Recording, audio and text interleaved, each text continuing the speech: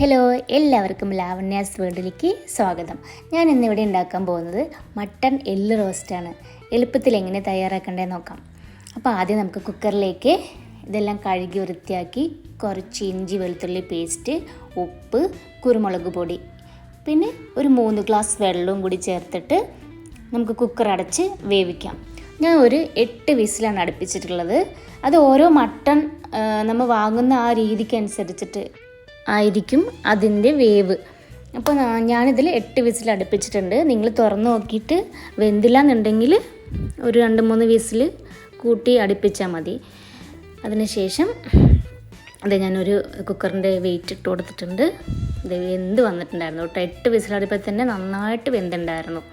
അപ്പോൾ എനിക്കിത് ഓക്കെയാണ്. നിങ്ങൾക്കത് പറ്റില്ല എന്നുണ്ടെങ്കിൽ എൻ്റെ ഈ മട്ടൺ വെന്തിട്ടുണ്ട്.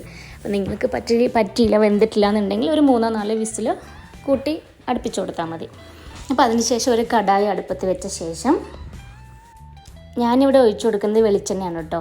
വെളിച്ചെണ്ണ അത് ചൂടായി കഴിയുമ്പോൾ കുറച്ച് പെരിഞ്ജീരകം, അതുപോലെ തന്നെ ചുവന്നുള്ളിയാണ് ഞാൻ യൂസ് ചെയ്യുന്നത്. ഒരു 3 കൈപ്പിടി ചുവന്നുള്ളിയാണ് കേട്ടോ ഞാൻ എടുത്തിട്ടുള്ളത്. ഒരു 10-30ഓളം മേലെ വരും, 30 മേലെ വരും ചുവന്നുള്ളി. ഞാൻ എണ്ണി നോക്കിയിട്ടില്ല, 3 പിടി എടുത്തിട്ട് ശരിയാക്കിയതാണ്. പിന്നെ കുറച്ച് കറിവേപ്പിലയും കൂടി ആഡ് ചെയ്ത് കൊടുക്കാം. അതിനുശേഷം നമ്മൾ ഉള്ളിയിൽ വഴറ്റുമ്പോൾ കുറച്ച് ഉപ്പിട്ട് കൊടുത്താൽ അത്രയും നല്ലതാണ്, വേഗം വഴന്ന് കിട്ടും.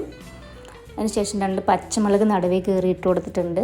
പിന്നെ വെളുത്തുള്ളി ഇഞ്ചി പേസ്റ്റ് ഇതിൽ നന്നായിട്ട് ഇട്ട് കൊടുത്തിട്ടുണ്ട് കേട്ടോ. ഞാൻ നന്നായി ചേർത്ത് കൊടുത്തിട്ടുണ്ട് നല്ല ടേസ്റ്റി ആവാൻ വേണ്ടിയിട്ട്.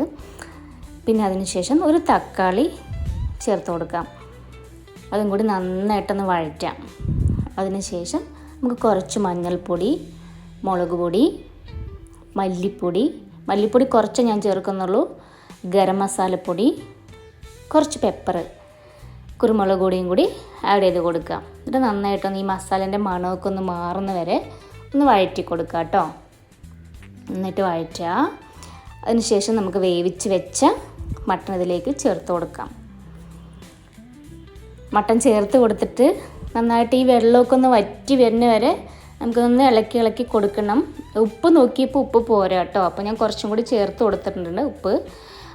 പിന്നെ ആവശ്യത്തിന് മല്ലിയില ആവശ്യമുള്ളവർ മാത്രം, ഇഷ്ടമുള്ളവർ മാത്രം ചേർത്ത് കൊടുക്കുക, ഓപ്ഷനിലാണ്. പിന്നെ കുറച്ച് കറിവേപ്പിലയും കൂടി ചേർത്ത് കൊടുക്കുക. മട്ടൻ്റെ വെള്ളമൊക്കെ ഒന്ന് വറ്റി റോസ്റ്റായി വന്നിട്ടുണ്ട്. അപ്പോൾ എല്ലാവരും ട്രൈ ചെയ്ത് നോക്കണം. താങ്ക്